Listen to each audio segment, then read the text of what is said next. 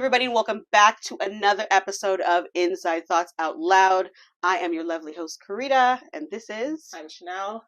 Lovely host. You should be familiar with who we are by now. Just in case. But we'll always introduce ourselves just in case we get newcomers because we want the newbies. Come on, newbies. The newbies, come on over. Visit us. Okay, as usual, we're going to jump right into it. We talk to our... What are they? Followers? People? Our peeps. Yeah, our homies. And we asked them a question, and Chanel's going to let you know what that question is. Yeah. So we asked our homies a question on Instagram. Make sure you're following us. If you were arrested, what would your friends and family think you did? Like, what would they assume you were behind bars for?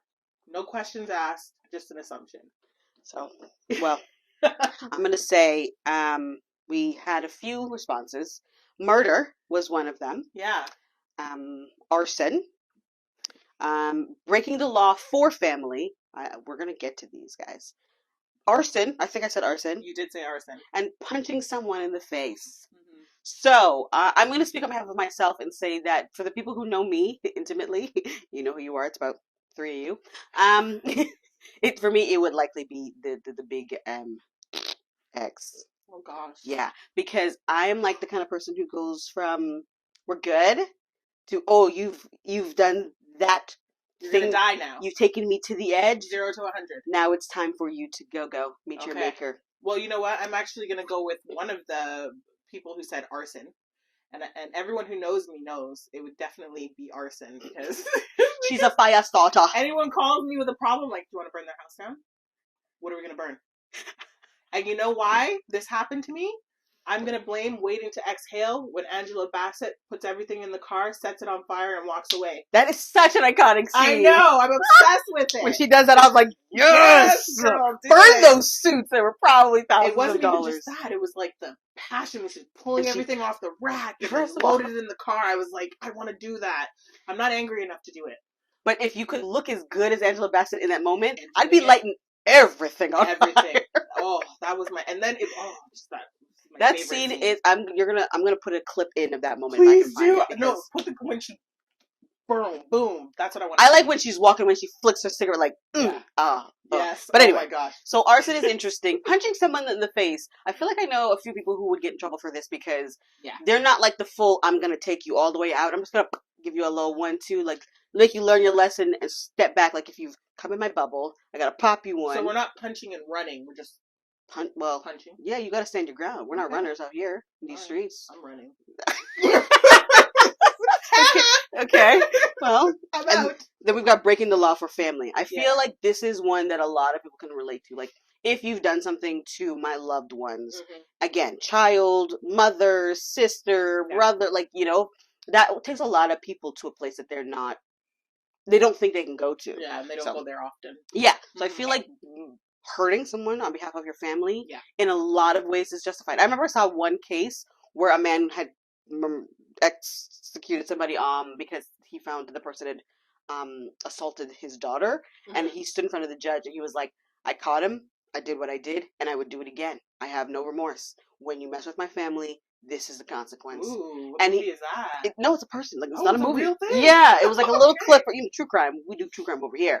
And he was just like, I have no qualms about it. I would do it again to protect my family. Yeah, nice. And, like, that's like the real deal thing when it comes to family protection. So I like this question and I like these answers. Arson, what do you get from the feeling of lighting things on fire? Oh, I don't want to know anymore, actually. You don't want to know. That response is a little concerning. And I'm also not going to put it online because true. The government's watching me. Yes, they are now. They are. The Bill C. Yeah. Whatever. So they're gonna don't censor us, please. We're just joking. Don't just assume because someone I know's house was on fire that I did it just because of this video. she's literally incriminating herself. Just don't assume it was me. No, it wasn't. She was here. We were recording. Thank you. Okay. I was here the whole time. We're gonna move on from this topic before we get in trouble. Let's move on. Okay, so we're gonna jump into hot topics. And I'm going to talk about something that, if you know me, I don't actually talk about, but I am always here for the drama, for the tea, for the breakdown of the Kardashians. So this past week, the Kardashian trailer for the new season came out. I think they moved their show from whatever to Hulu. If I'm wrong, Correct me. I don't really care. And if you're going to correct us, put it in the comments. Yes.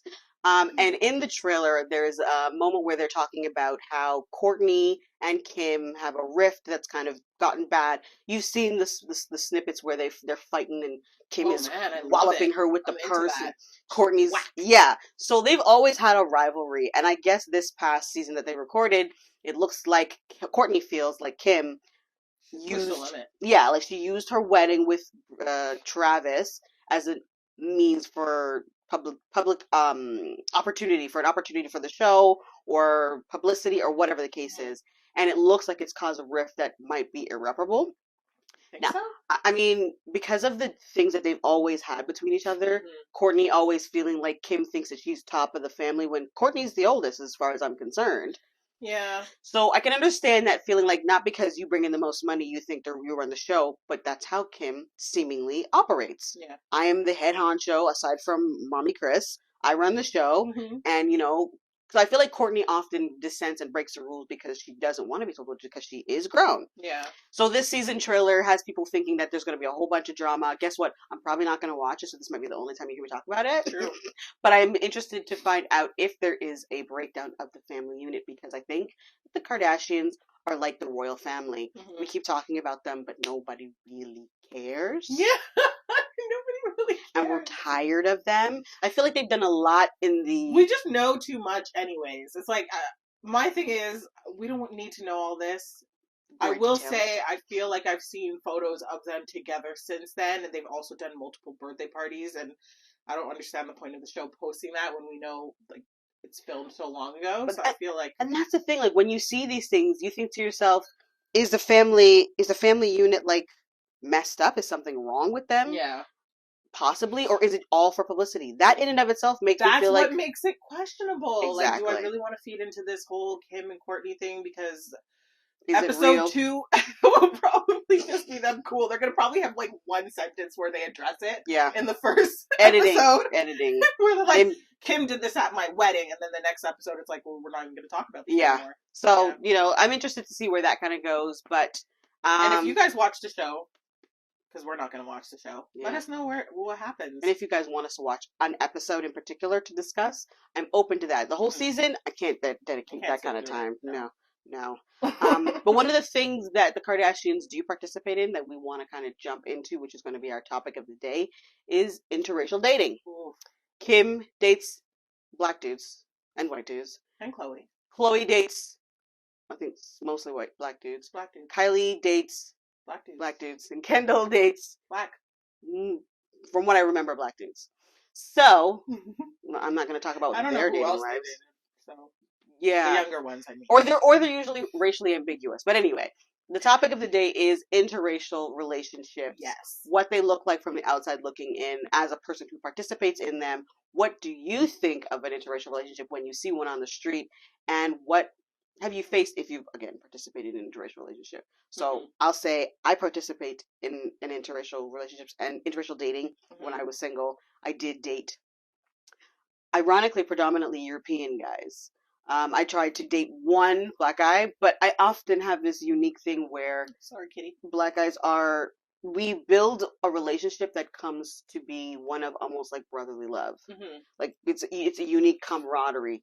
So it's very rare that I had instances where the relationship moved past the friendship zone. Okay. I have one or two instances, but like my dating history is predominantly white males.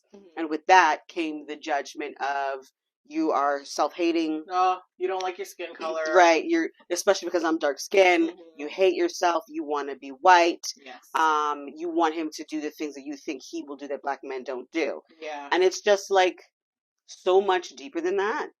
It goes, I think really it starts with connection, who you connect with, right? And then it grows from there, right? So whoever you are in alignment with or connecting with, it's going to grow from that point. So, and I feel like a lot of people if that was the case, then the very first interracial relationship I was in would have worked. It didn't, because there were things missing. Yeah. There's things you want as a person, as an individual, as a human, not as a race. Or, that is important.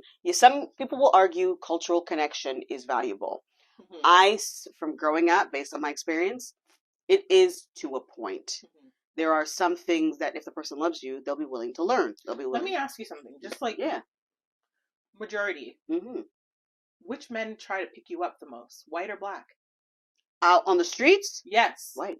There you go. Bam. See? Example right there. Yeah. Black men, you're not stepping in. So, sorry.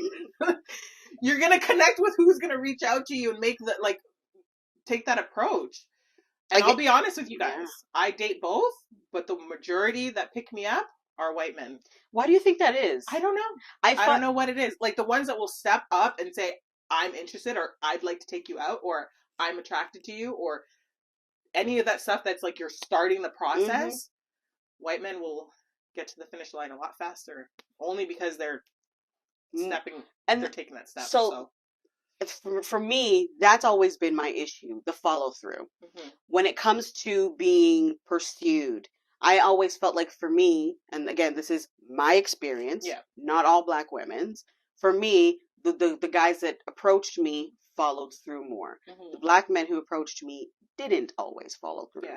Now, you could argue, well, maybe you were more harsh with them. I feel like when I'm evaluating a man, there are certain things on a clipboard that I'm looking at that have nothing to do with race. Mm-hmm. And when I'm having a conversation with you and I'm telling you the things that I'm interested in or I want to try, and your response is, black people don't do that. Oh, God. I'm instantly like, girl, please. I do whatever I want. I said that I've been interested in rock climbing. Black people don't do that. That I like the idea of, that's pretty much it. But that one topic had this one male, like his mind was blown that that's what I wanted to do as a date. Mm-hmm. And my now husband, our second or third date was indoor rock climbing because he was just like, interesting, not really interested, but you say you're interested in it. Why not try it? Yeah. So for me, it's been about the follow through, the desire, and the willingness to try something that you don't do on a regular basis. Amen. And I think that this was something, and for me, like obviously it's not a white black thing. I've had multiple relationships with all different races for the most part, but I have found it's usually a black man that will say, "Oh, well, why do you do that? That's for white people." I do find that quite a bit. Yeah, and. If you don't like going to the cottage, just say you don't like to go to the cottage, but you'll try it out. If you don't like doing things, like, don't just tell me you don't like things. Just try it. Like, be open to the experience. I am open to all experiences. Anytime someone's like, oh, do you want to do this? I'm like, I'm not sure if I want to do it, but I would love to try it and then see how I feel about it. But I'm not really no, I'm not doing that. I don't like it unless I've tried it and I didn't like it. And I think maybe this might be generationally speaking too. I feel like the younger people today, black, white, brown, they're down to do just about anything because, again, generationally. But I feel like for us growing up, for our generational millennials, the men that I interacted with, it was very much like we could go to my boys, we could go to your friends, we could go to the movies, we could go to a barbecue in the summer, so, a block party, but like let's go, maybe we could go to a food festival if it's the right kind of food. Mm-hmm. I always felt like there was a limitation on what we were allowed to do, what we were allowed to like, what we were allowed to say, feel, kind of music I listened to. So I always felt like I was being put in a box I didn't want to be put in. Yeah, you don't want to be in a box. Exactly. So I've removed that box by dating the people who were less about judging what I liked or what I wanted to do, and more about being like, let's try it out. Yeah. And in turn encouraging me to try things I didn't try before. But with that came judgment from family. Oh. Not all family. Like really? My mom, very supportive. It was more. But what was the issue if they're not in it? If they're not in the relationship, what does it matter? Like, honestly, what was the problem? Her concern was that I was putting myself in danger of my partner using the N-word. And I thought to myself, that is such a small-minded way of thinking. It's possible for anybody on the street. What do you mean for him to use it? Like, derogatory? Yeah. At me. She's like, what if you guys get in an argument and he calls you the N-word? And I was like, why is that your... Like, I mean, I've only ever heard white strangers. Nobody who I'm choosing to date. No one who I've ever even chosen to associate with has used that word with me. And I feel like if you're dating a woman of color, unless you're really trying to... I think he's going to be men are more likely to call you a bitch than they are to call you. Yeah, like, I feel like if you're dating a woman of color, why would you... obviously in my mind, I'm thinking that's not something that you're going to throw derogatorily at me. Now, if you do, yes, okay, knuckle up, we're going to fight. But it wasn't on my radar as It's something. not even on the list of things that you're concerned about at Exactly. this point. Yeah. And that was her one response. What if and I'm like, that's all you've got? What if he does this thing that okay, well, if he does that, what if I went into the bank and somebody in the bank called me that? Again, that's life, right? Mm-hmm. You respond to the situations as they come, but for you to come up with this very unique potential experience to tell me that's why you're not going to do it, fine. Mm-hmm. Mind you, I'm not going to say what her situation is, but I'm married. She's not.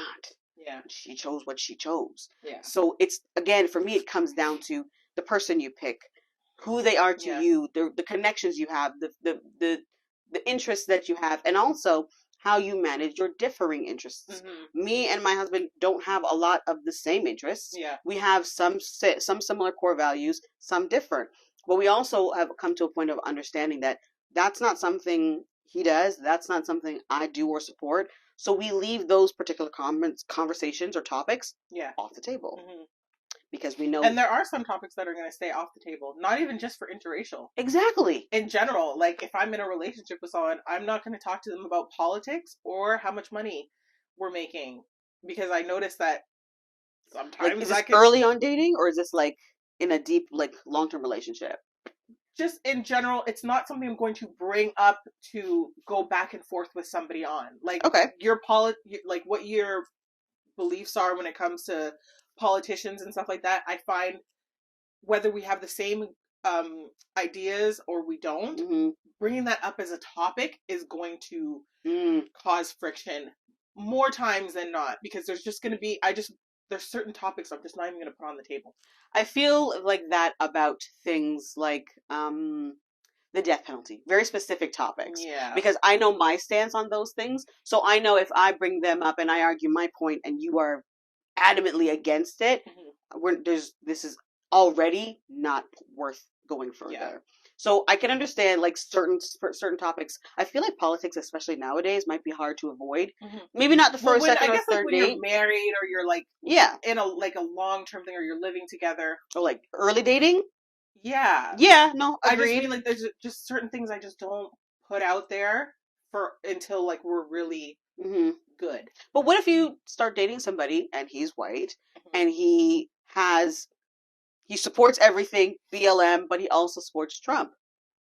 And you didn't discuss this before. Here's the thing. I have, like, the only I did date a white guy before, and he had some things that I didn't. We had different opinions mm-hmm. about things. Mm-hmm. And I didn't like it. Mm-hmm. But I also realized that, like, I had certain opinions that he didn't like as well. Mm-hmm. And the thing is, that's based on experience. That's based on life experience. That's based on this is how you lived your life and this is how I lived my life. Yes. Even if someone supports Trump, I don't know the meaning behind that. It might have nothing to do with his racial beliefs. Mm-hmm. It might have to do with the fact that he's a rich white man and he can do whatever he wants, or he talks and says foolishness. You know what I'm saying? Like, I don't know why you support Trump, but I'm not going to judge someone who supports Trump.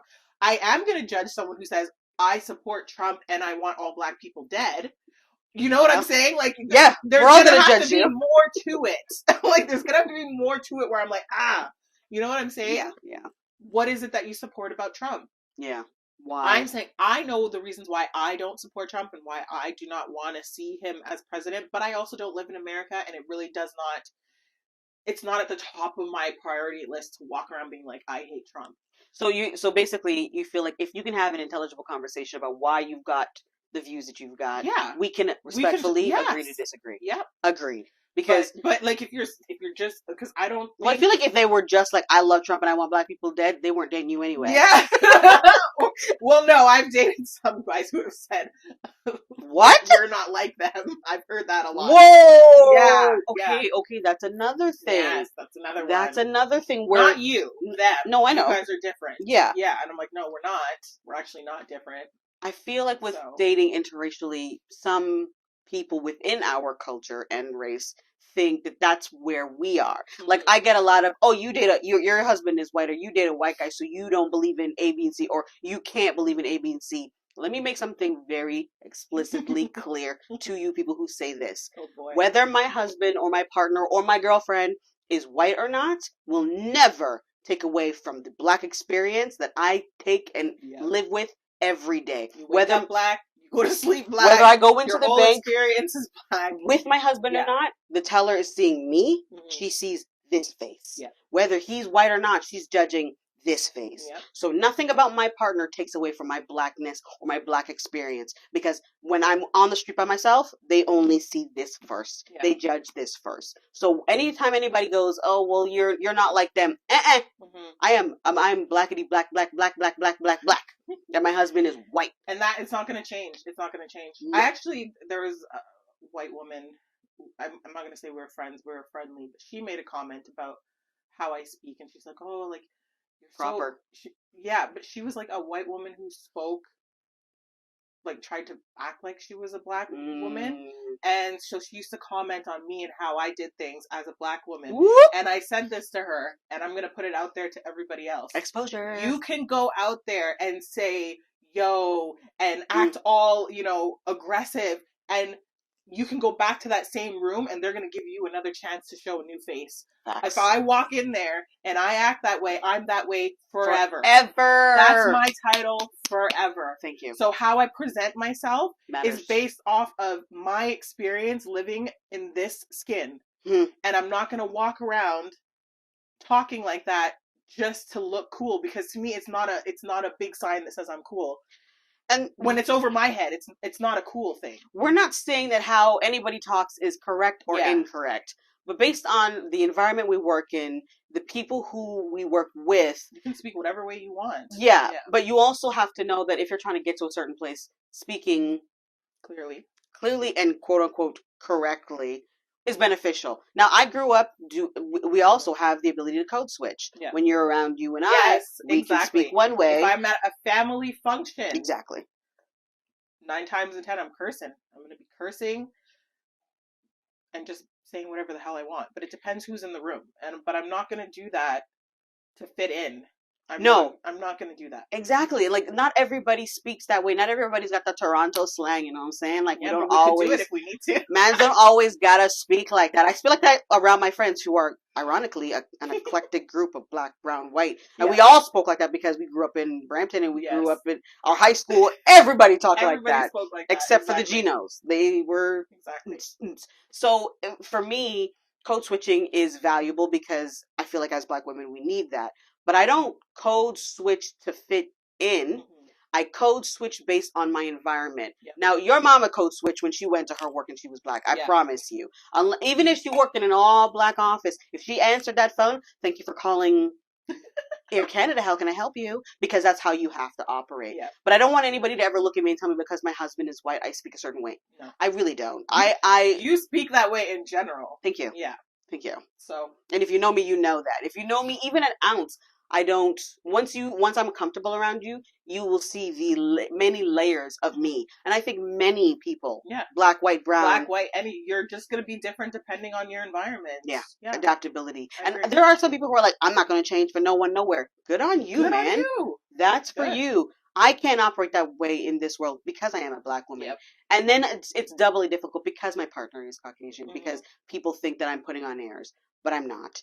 And I feel like it's an exhaustive thing to say when you see a person who's in an interracial relationship that they're different. Now, I also know an interracial couple who are Black woman, white male, who both speak the same. Yeah. They grew up in, the metropolitan city, different cities, but metropolitan, not just the same. And they both have the same way of talking. Yeah. And nobody looks at them differently. You could argue that her husband is like, you've got so there's spectrums of white and there's spectrums of Black, right?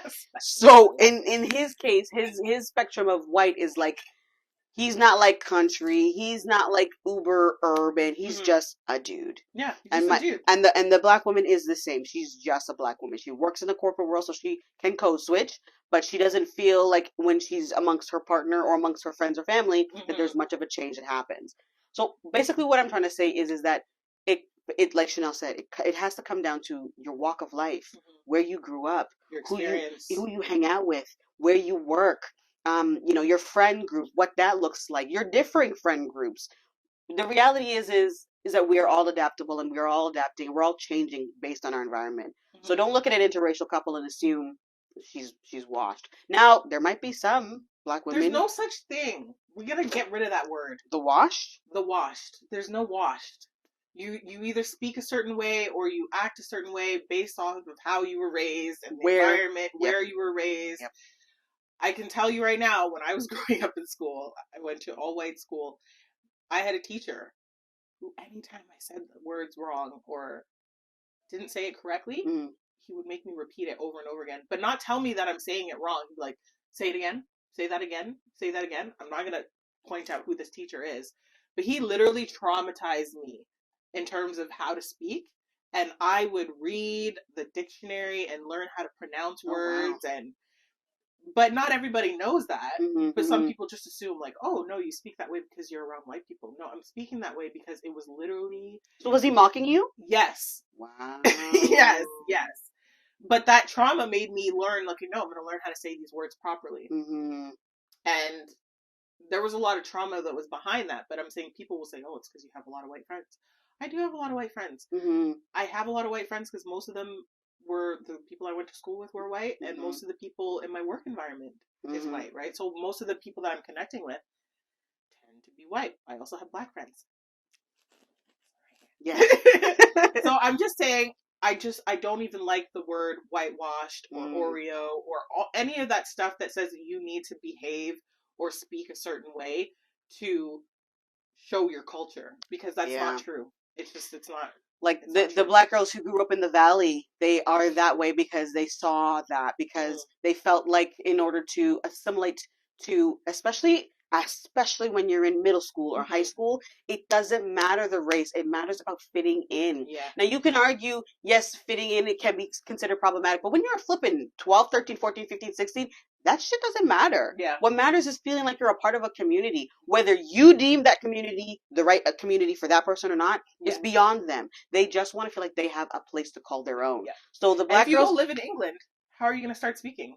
Eventually, when you're around that a lot, you're going to start to have that accent. I mean, when I watch UK shows, I'll be speaking. Yes, sometimes I do. And if you grow up in Ireland, you're going to have an Irish accent. Yes. And I'm saying, so if you are a black woman and you have an Irish accent, you're not going to go and say, oh, she's pretending to be Irish. Like, no, she grew up in Ireland. Excellent example. Example.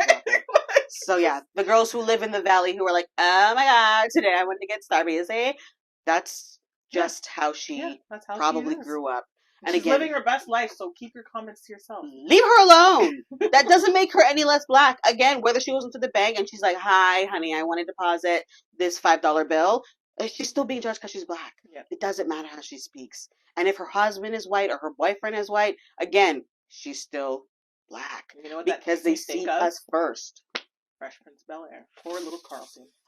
Remember when Will was like getting on him about not being black enough, and he's just like, I'm black no matter what happens. He's like, growing up here doesn't make me less black. That's an excellent example. He's like, I am black every moment of my life. That's my experience. Even when, like, do you remember when he was applying for that the American thing for the fraternity? That's what episode I'm talking about. And that man was like, he's not one of us. He's not a brother.